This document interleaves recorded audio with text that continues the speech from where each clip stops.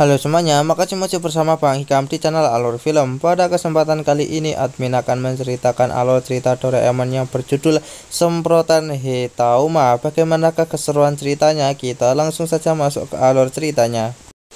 Cerita Doraemon kali ini dimulai dengan kita akan diperlihatkan Nobita yang merasa sangat kesal dengan gambarannya sendiri, dimana di sini gambarnya benar-benar sangatlah jelek. Nah, Doraemon pun meminta kepada Nobita untuk jangan marah-marah seperti dahulu, karena itu juga gambaran dari Nobita untuk menyelesaikan PR-nya. Tapi ketika Doraemon melihat gambaran Nobita, dia pun dibuat sangat terkejut sampai membuatnya tertawa karena gambaran dari Nobita benar-benar sangatlah jelek.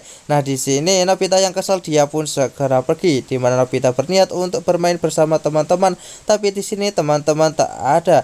Nah, akhirnya dia pun pergi ke lapangan dan bertemu dengan sebuah tulisan yang mengatakan kalau Giant akan mengadakan sebuah audisi musik, di mana di sini dia akan merekrut beberapa penyanyi. Nah, di sini Nobita yang terkejut akan hal itu, dia pun berniat untuk pulang agar tidak bertemu dengan Giant.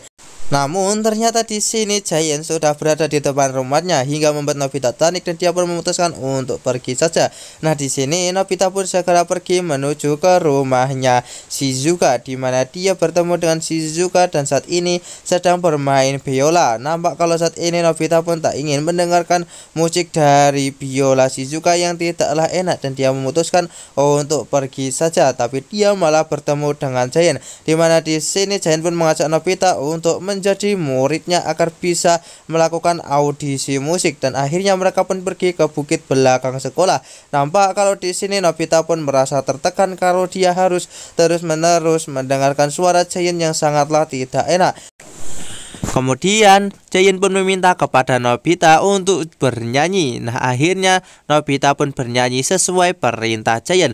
Tapi Giant merasa kalau suara Nobita tidak enak dan dia pun segera menghukum Nobita untuk berlari mengitari bukit ini. Nah, di sini mau tak mau Nobita pun harus melakukan hal tersebut. Doraemon pun merasa tak tega melihat Nobita diperlakukan seperti ini oleh Giant, dan dia pun segera menyusul Nobita.